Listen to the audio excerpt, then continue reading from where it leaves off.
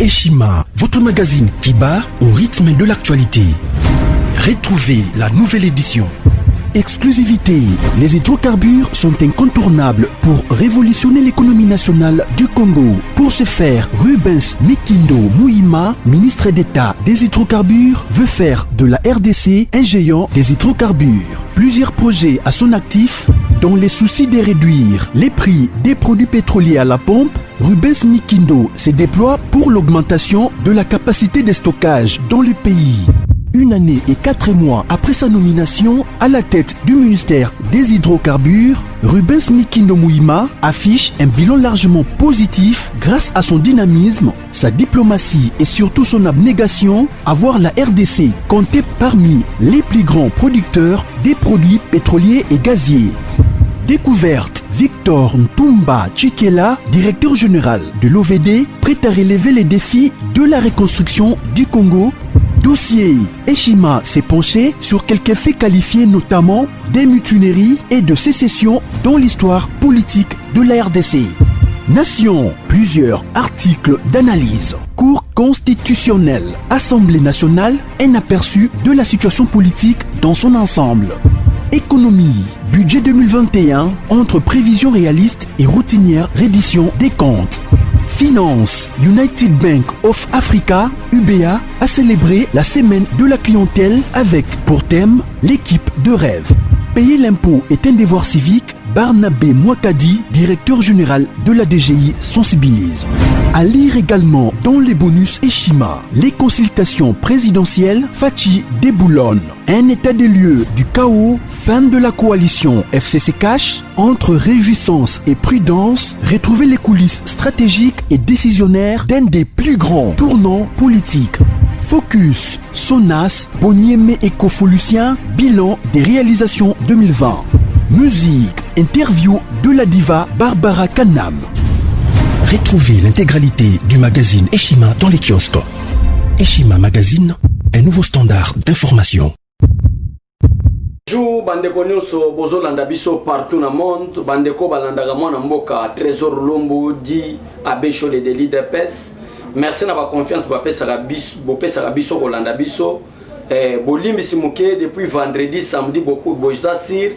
Pe certains banda kuna bino place bozake na leki na émission te shoko na zoka na moto wana ntuka na koya ki lisusu samedi ya ngana bomona absence na nga vendredi na yakite samedi na yakite mais minito ça va quand même na informer bino parce que et créer makimba polémique na kati na biso mona ndako na lobata la besho le boy babeta ki eteta la boy mais les roba conséquences na ngwe komi kozonga na komi yoka ba vertige na koya ki samedi ba memanga na hôpital ya Matonge awa nde yango na etalisi bino po boza ba communicateur boza ba ndeko oyo to le kacha fa bolanda biso il faut boyeba même santé na biso ndenge ezokende donc esale moi ba problème na zui moi ba kisi na zui moi ba tonga ça va quand même mais ça prouver pour na prouver bino que non choc wana etikala na mutu et pesinga moi ba vertige et pesi moi mutu voilà mais avec Dieu nous vaincrons parce que toza ba na nzambe mutu moi osala biso mabe ezate mais lo na kosenga ka kati na biso ba congolais nyonso toza na bolingo dès les vivants.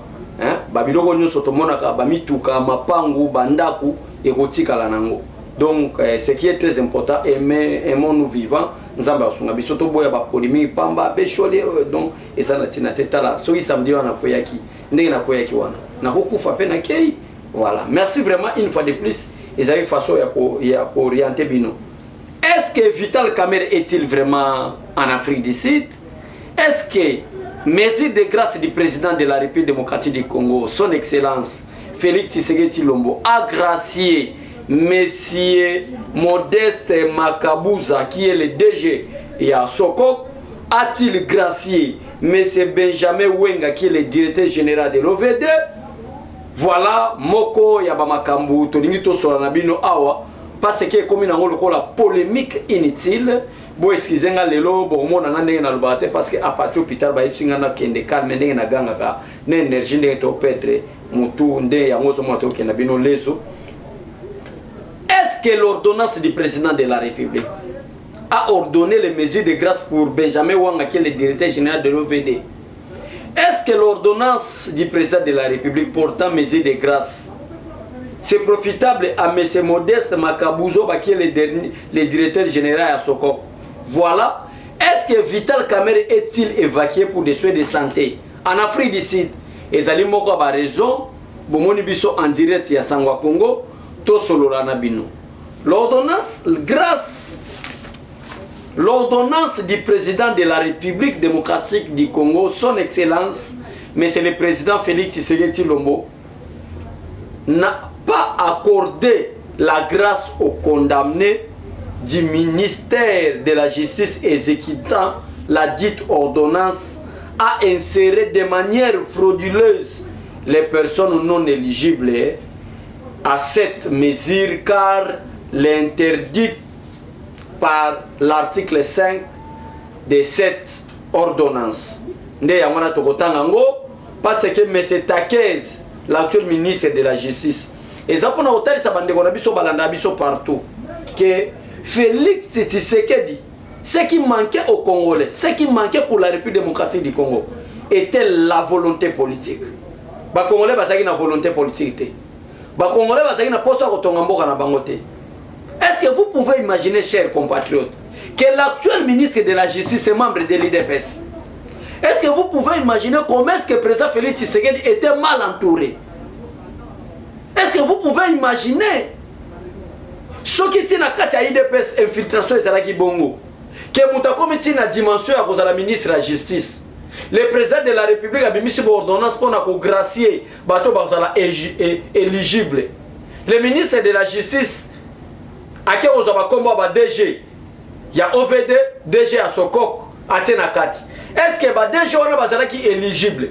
Mais pour quelle intention, je me pose la question, comment on a le ministre de la Justice Takez a qui nous combo, il y a Benjamin Wenga qui est le directeur général de l'OVD, a qui nous combo, il y a Modeste Makou Bouza qui est le directeur général de Sokok. Par quelle intention? Et il était motivé. Comment? A insérer comme on a kati. Neze loko, to lingi to tangi la bino ango awa, to solo la bino. Mais pour na bato ba bengi partout dans le monde, on dit oh Vital Kamerhe, les réseaux sociaux ba base, Vital Kamerhe bimi. Nani a bimi sa Vital Kamerhe? Est-ce que l'histoire Kamerhe pourquoi chaque fois chers compatriotes, bozala na posa na zongi saka kombo ya Vital Kamerhe? Bozala na posa na zongi saka kombo ya Vital Kamerhe. Vital Kamerhe n'était pas condamné par la présidence de la République. Vital Kamerhe n'était pas condamné par le président de la République. Mais Vital Kamerhe a été condamné par la justice congolaise à cause du détournement des deniers publics. Mais pourquoi chaque fois qu'on diabolise, qu'on fait avouer Félix Tshisekedi na mitema ba Congolais, mais Félix Tshisekedi a des communicateurs, on va les cas, va expliquer pour le baïté, makambo bino boko le baïza le kuta, pour le hôtel ça bande connu sur ba Holanda biso, kezali makambo le kuta, Vital Kamerhe a bimité pour na ko évacuer, pour na soi-disant évacuation sanitaire. Non, Vital Kamerhe a bel et bien en prison. À l'époque, tout ça qui est mission total Sagibino qui a zagi na prison centrale ya Makala. Total Sagibino qui a zalaki na centre de santé Nganda. Mais à l'heure actuelle que je vous parle, azana centre de santé Nganda te azana boloko et na kacha mesure de grâce comme Vital Kamerhe zate. Mutu moko intimidé binote, mutu moko kosa binote pour na koloba kitala Vital Kamerhe bimi soin de santé talaboy. Non, et ça ma fausse information. Je mets en garde le ministre de la Justice Takez. Takez était infiltré à l'IDPS. Takez était l'agent en double face. Takez était là pour compliquer la vision du président de la République. On a lutté pendant 37 ans au d'état des droits. Chers compatriotes, Batebele va finir à Bisso. Mais moi, je suis à Bécholé. Moi, je suis au Trésor Lumbu. L'ordonnance du président de la République. On est pessi, mesure de grâce. Il y a papa na biso pe a dit qu'à peine azali éligible. O ya bimaki na pesi merci na président de la République en passant ndenge papa na biso dit qu'à peine abimi. Oui, et dit qu'à peine azali éligible. Parce que l'ordonnance du président de la République o ya pesi merci de grâce na ba citoyen congolais bakangaka ezali na 5 conditions pour être ozala éligible. Ezali na 5 conditions. D'ailleurs, on a expliqué à large et à long na peuple congolais. Bandeko nyo sur bazolanda biso. na kati ya ordonnance ya président de la République, nulle part on a mentionné le nom d'Edi Kapen. Mais l'ordonnance du président de la République avait des conditions étalées, qu'il faut être éligible par rapport à ces conditions-là pour être bénéficier de la grâce présidentielle ou à une ordonnance. Na kati ya ordonnance ya président de la République, ezalaki na kombo ya mutu te. Même papa Edi Kapen kombo ezalaki te. Mais des conditions données par cette ordonnance et prouvaient que Edi Kapen peut azali éligible. Chers compatriotes, chers compatriotes, chers compatriotes,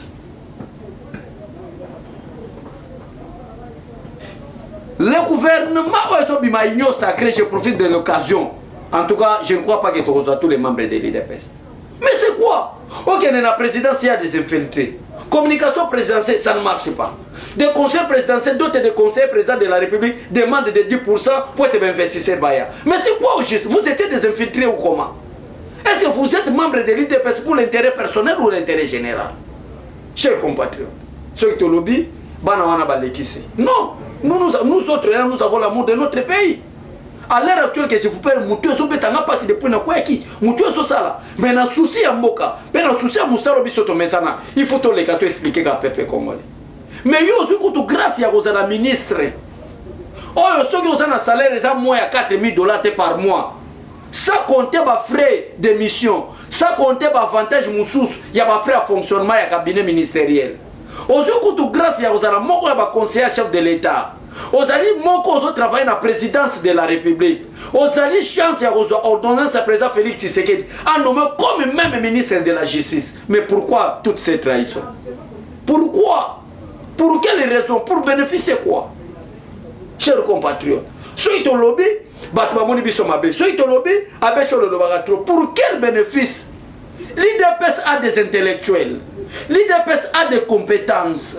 L'IDPS a des gens qui sont Moussala. Mais yo takez. Aujourd'hui, chance comme ministre de la Justice. Moko ya ba ministre, ndenge la mère menda benga, moko ya ba ministère de la souveraineté. Aujourd'hui, chance facha nommé. Mais zo ando zalaki très. Lisons d'abord les articles. Les articles Oyo étalent ici que Bazaraki éligible était. Dans l'ordonnance et chef de l'État portant mesure de grâce, il y avait 5 conditions pour être éligible. Maintenant, je profite de cette occasion, Nathan 5 conditions. Premier article pour être éligible dans l'ordonnance et président de la République, inférieur à 5 ans par décision judiciaire devenue irrévocable. 2. La réduction de 5 ans de la peine restant à subir est accordée, je répète, l'article 2. La réduction de 5 ans de la peine restant à subir est accordée à toute personne condamnée à une peine de servitude pénale ou de travaux forcés égale ou supérieure à 5 ans par décision devenue irrévocable à la date du 31 décembre 2020. Article 3. La commutation de la peine de mort en celle de servitude pénale à perpétuité est accordée à toute personne condamnée par décision judiciaire devenue irrévocable. L'article 4 plutôt. La commutation de la peine de servitude pénale à perpétuité en celle de 20 ans de servitude pénale principale est accordée à toute personne condamnée par décision judiciaire devenue irrévocable à la date du 31 décembre 2020. Yogasiko article 5 place nazo takez. L'article 5 de l'ordonnance du président de la République au EPC mesure de grâce. La remise, la réduction et la commutation des peines prévues aux articles 1, 2, 3 et 4 de l'ordonnance du président de la République portant mesure de grâce ne sont pas accordées. Je répète. L'article 5, la remise, monsieur le ministre de la Justice, la réduction et la commutation des peines prévues aux articles 1, 2, 3 et 4 de l'ordonnance du président de la République portant mesure de grâce présidentielle ne sont pas accordées 1. Aux condamnés fugitifs ou l'assitant. 2. Aux personnes condamnées pour les crimes contre la paix et la sécurité, crimes contre l'humanité, et aux personnes prévues par la loi numéro 015/022 du 31 décembre 2015, modifiant et complétant le décret du 30 janvier 1940 portant code pénal. 3. Aux personnes condamnées, excepté celles qui l'ont été par l'arrêt rendu sous RP numéro 1078/2002 par la Cour d'ordre militaire en date du 7 janvier 2003 pour l'infraction ci-après. 1. Violence sexuelle au cause de la bénéficiaire nangote. 2. Détournement des deniers publics et concession au cause de la bénéficiaire nangote. Chers compatriotes, mais par quelle indiscipline, par quelle audace que ce ministre Takez a kokendo kozwa kombo ya Benjamin Wenga qui est le directeur général de l'OVD. Oyo azali frappé l'article 5 ordonnance ya président de la République place interdire bateau nyonso bazalaki condamné na détournement à deniers publics bakoz à la bénéficiaire nangote. Mais Benjamin Wenga, qui est le directeur général de l'OVD, azali bénéficiaire nangote parce qu'il est condamné et il est frappé par l'article 5 de l'ordonnance du président de la République. Oyo et l'objet était bas détournement, il y a deniers publics bakoz à la bénéficiaire nangote. Vous voyez comment est-ce que le président de la République est infiltré. Vous voyez bino bandeko bozako tali sabiso que Félix Tshisekedi qui est dans la politique mo ya mbangu. Politique mbangu lelo linge suke na biso wa chers compatriotes. Politique mbangu lelo Congo linge zalela wa chers compatriotes. Tala lelo na sima ordonnance ya président de la République. Tala ndenge bazo kwesa batu na batension. Tala ndenge bazo kwesa batu. Pona kolobete même Vital Kamerhe azo izwa évacuation sanitaire ba ke ndiko traiter. Nyonso wana mutaluki makambo nanu ezali nani ezali Takez, ministre ya Fwati, ministre Lokuta, ministre incompétent. Na Congo toi na posa lisusu te batu ba kotali sabiso je suis docteur en telle chose, je suis licencié. Au Congo maintenant actuellement, nous avons besoin des résultats mais c'est Takez. Toi na posa ba français milaya pamba te. Toi na posa ba langage milaya pamba te. Mais nous voulons voir des résultats pour travailler pour l'intérêt du peuple congolais. Donc, pour clôturer le dossier, qui n'a pas besoin de chiter, na kosenga na monsieur le procureur près de la cour de cassation. En dehors, il y a des missions, il y a ministre de la justice, Takez. Je voulais voir que ce monsieur remplace Benjamin Wenga et Modeste Makabu parce que na minute comme polémique na Baramos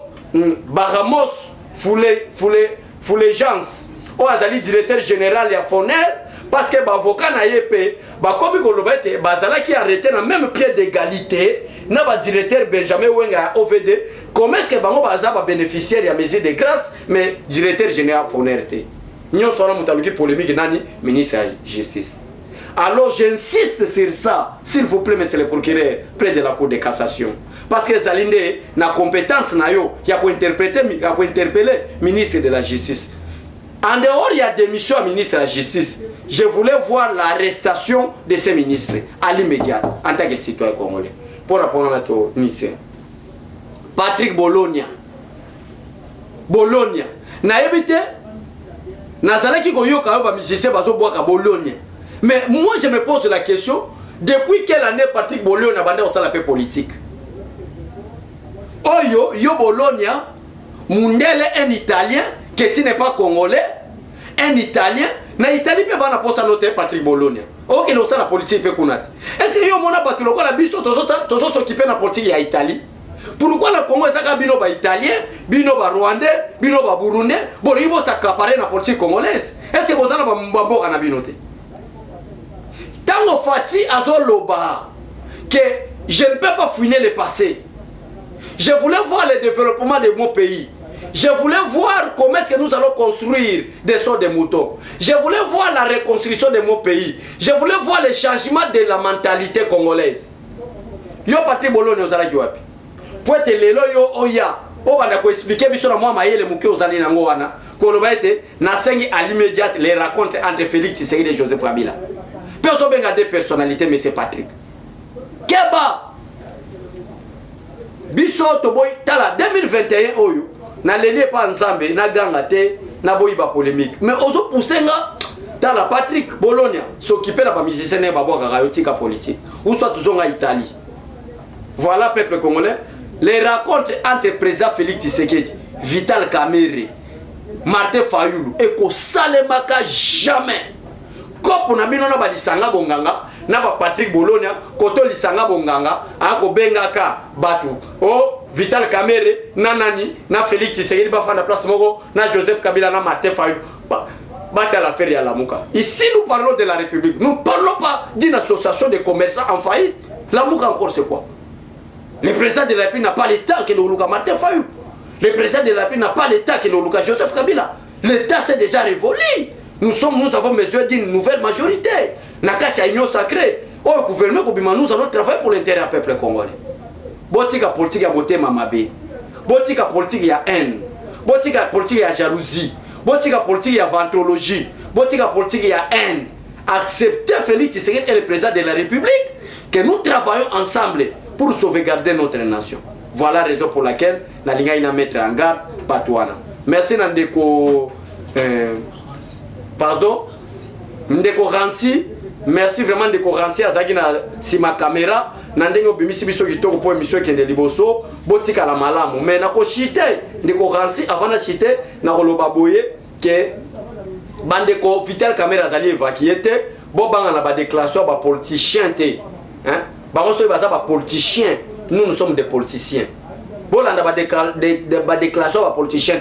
Tantôt Patrick Bologna, les rencontres immédiates entre Joseph Kabila, les deux personnalités, entre Joseph Kabila et Félix Tshisekedi. Tantôt Lisanga Bonganga, Akobima. Tantôt député Moindo Nzaka, comme super député, il peut parler de n'importe quoi. Oh, je demande les rencontres entre Vital Kamerhe et Félix Tshisekedi. Messieurs, Keba. Donc, chers compatriotes, nous sommes là pour vous donner des informations na ta réelle. Vous s'abonner à la chaîne Nabiso Sangwa Congo, vous partager mes missions Nabiso Bato Balinga Rabiso, parce que ma kamoto lobaka, Mbubanango injuriza na Rotonga Congo. Voilà, merci beaucoup. Na bande wonu sur soutenir Nabiso Botika Malam. Nzambalola Pambola Bino. Au revoir et à tout à l'heure. Eshima, votre magazine qui bat au rythme de l'actualité. Retrouvez la nouvelle édition. Exclusivité, les hydrocarbures sont incontournables pour révolutionner l'économie nationale du Congo. Pour ce faire, Rubens Mikindo Mouima, ministre d'État des hydrocarbures, veut faire de la RDC un géant des hydrocarbures. Plusieurs projets à son actif, dans les soucis de réduire les prix des produits pétroliers à la pompe, Rubens Mikindo se déploie pour l'augmentation de la capacité de stockage dans le pays. Une année et 4 mois après sa nomination à la tête du ministère des hydrocarbures, Rubens Mikindo Mouima affiche un bilan largement positif grâce à son dynamisme, sa diplomatie et surtout son abnégation à voir la RDC compter parmi les plus grands producteurs des produits pétroliers et gaziers. Découverte, Victor Ntumba Chikela, directeur général de l'OVD, prêt à relever les défis de la reconstruction du Congo. Dossier, Eshima s'est penché sur quelques faits qualifiés notamment des mutineries et de sécession dans l'histoire politique de la RDC. Nation, plusieurs articles d'analyse. Cour constitutionnelle, Assemblée nationale, un aperçu de la situation politique dans son ensemble. Économie, budget 2021, entre prévisions réalistes et routinières reddition des comptes. Finance, United Bank of Africa, UBA, a célébré la semaine de la clientèle avec, pour thème, l'équipe de rêve. Payer l'impôt est un devoir civique Barnabé Mouakadi, directeur général de la DGI, sensibilise. À lire également dans les bonus Eshima, les consultations présidentielles, Fachi déboulonne. Un état des lieux du chaos, fin de la coalition FCC Cash, entre réjouissance et prudence, retrouver les coulisses stratégiques et décisionnaires d'un des plus grands tournants politiques. Focus, Sonas, Boniemé et Kofolusien, bilan des réalisations 2020. Musique, interview de la diva Barbara Kanam. Retrouvez l'intégralité du magazine Eshima dans les kiosques. Eshima Magazine, un nouveau standard d'information.